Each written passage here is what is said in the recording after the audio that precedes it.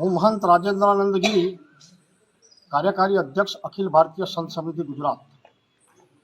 આ વિવાદ મેં મીડિયામાં, સોશિયલ મીડિયામાં અને બધામાં જાણ્યો જોયો। પહેલી વાત તો એ છે કે સંત સમિતિ અને ખૂબ જ સખત શબ્દોમાં આકરી રીતે વખોડે છે। સનાતન શ્રદ્ધા કેન્દ્રો જે છે એ સનાતન શ્રદ્ધા કેન્દ્રોને બદનામ કરવાની એક સાજિશ ચાલી રહી છે અને એ સાજિશના ભાગમાં કોઈ ગમે તે રીતે ગમે ત્યાંથી એકબીજાને હાથા બનાવે અને પછી એ ઘરના હોય કે બહારના હોય પણ એને હાથા બનાવીને જે આ પ્રવૃત્તિ કરવામાં આવી રહી છે એ પ્રવૃત્તિ ખૂબ ખોટી છે। હમણાં જ અમારા મોહનદાસજીએ જે જણાવ્યું છે એ પ્રમાણે અમે સંતોની કોઈ પણ તકલીફ હોય ત્યારે એની સાથે લડીએ છીએ, એની સાથે રહીને એની સામે જે અમારે પ્રયોગ કરવો પડે કરીએ છીએ। આમાં પણ અમારી એક ખુલ્લી વાત છે કે કેટલાક લોકો માત્ર સનાતન ધર્મને બદનામ કરવાની જે કોશિશ કરી રહ્યા છે એ ખૂબ ખોટું છે। હું તો મીડિયાના ભાઈઓને પણ વિનંતી કરવા માગું છું કે આપ લોકો એક વસ્તુ એ વસ્તુ બહાર લાવો ને કે મસ્જિદમાં શું ચાલે છે, મદ્રેસામાં શું ચાલે છે, દરગાહમાં શું ચાલે છે, તો ત્યાં તો કોઈ જવા જ દેતું નથી, એન્ટ્રી જ નથી એટલે વાત નથી। અહીંયા બધા આવી શકે એટલા માટે આ બધી વાતો આપણે ઊભી કરવાની। તો આખરે સનાતન ધર્મ નબળો પડે છે। સનાતન ધર્મ નબળો પાડવા માટેની જે આ સાજિશ છે, આપ સૌ મારાથી વિશેષ જાણો છો અહીંયા કે આ સતનો આધાર છે, અહીંયા રોટલો છે, ઓટલો છે, ગરીબોની સેવા છે, પશુ પંખીઓની સેવા છે, ગાયોની સેવા છે। અને આ આજકાલની વાત નથી, વર્ષોથી આ ચાલ્યું આવે છે। અને જે લોકો જે વાતો કરે છે એ પણ એમ કહે છે કે આ આટલા વર્ષથી તો આટલા વર્ષ ક્યાં ગયા હતા તમે બધા? હવે તમને ક્યાંથી આ બધા પ્રશ્નો સૂઝ્યા છે? તો આ પાછળ આખી યોજના છે, એની અંદર જે લોકો કામ કરી રહ્યા છે એને સરકારે, પોલીસે અને મીડિયાએ પણ શોધી કાઢવા જોઈએ કે ખરેખર આ કોણ છે અને શા માટે આ ચાલી રહ્યું છે।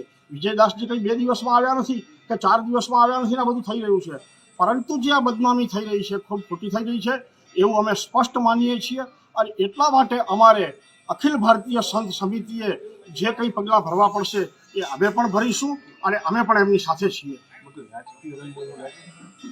રાજકીય રંગ એટલે એવું છે કે રાજકીય રીતે કોણ હશે શું હશે એવું નથી લાગતું અમને, પણ તમને બધાને જે ખબર છે એમ કે આ પ્રશ્ન એમના પરિવારમાંથી જે ઊભો કરવામાં આવ્યો છે તો એમાં એવું બની શકે છે કે એમને કોઈ સપોર્ટ કરતું હોય, એમને કોઈ આમાં લાવતું હોય એવું બની શકે। એવું કંઈ સ્પષ્ટ મારી પાસે કોઈ આધાર નથી। પડદા પાછળ કોઈ હોય, બીજા સંતો હોય, એવો કોઈ આધાર મારી પાસે નથી। જે વકરી રહ્યો છે ત્યારે અનેક સાધુ સંતો અને એમની સાથે જે 18 વર્ણના લોકો છે તે પણ જે વિજય બાપુ છે તેમના સમર્થનમાં આવી રહ્યા છે। આપણે સુરતમાં પણ જોયું હતું, જે સુરતના લોકો છે તે પણ વિજય બાપુ છે તેમના સમર્થનમાં આવ્યા હતા। હવે ગઈકાલે સાંજે એક મહત્વપૂર્ણ બેઠક છે તે સત્તાધારમાં મળી હતી અને આ બેઠકની અંદર અખિલ ભારતીય સંત સમિતિ છે તેમના અનેક સાધુ સંતો આ બેઠકમાં હાજર રહ્યા હતા અને બધા જ સાધુ સંતોએ જે આ વિજય બાપુ છે, વિજય મહંત છે તેમને સમર્થન આપ્યું હતું। અને આખી જે આ બેઠક મળી હતી તેમાં કહેવામાં આવ્યું છે કે સંત સમિતિએ વિજય બાપુને સમર્થન જાહેર કરી દીધું છે। વિવાદ મુદ્દે વિજય બાપુ સાથે અમે ચર્ચા પણ કરી લીધી છે, કાયદાકીય કાર્યવાહી કરવાની સંત સમિતિની તૈયારી પણ છે અને આખો જે આ મામલો સામે આવ્યો છે તેમાં સનાતન ધર્મને બદનામ કરવાનું ક્યાંક કાવતરું રચાયું હોય તેવી પણ અત્યારે આ બેઠકમાં ચર્ચા થઈ છે। કારણ કે જે રીતે નીતિન ચાવડા છે વિજય બાપુના મોટા ભાઈ, તેમણે આક્ષેપ લગાવ્યા હતા વ્યભિચારના, તેમને લઈને ક્યાંક જે આ વિજય બાપુ છે તેમણે થોડા દિવસો પછી પોતાનું મૌન તોડ્યું અને કહ્યું હતું કે અમારી ઉપર જે આક્ષેપ કરવામાં આવ્યા છે તે બધા ખોટા છે। એટલે હવે જ્યારે વિજય બાપુના સમર્થનમાં સાધુ સંતો આવી રહ્યા છે, એક પછી એક નિવેદનો પણ જાહેર થઈ રહ્યા છે। કોઈ કહી રહ્યું છે કે વિજય બાપુ આ બધામાં સંડોવાયેલા છે, તેમની આવી બધી કામગીરી છે, પરંતુ બીજી તરફ હવે જ્યારે અખિલ ભારતીય સંત સમિતિ મેદાનમાં આવી હોય તો હવે એ જોવાનું છે કે વિજય બાપુ સાચા છે કે ખોટા, કારણ કે હવે એક સમિતિની રચના કરવાની પણ તૈયારી આ લોકોએ દાખવી દીધી છે।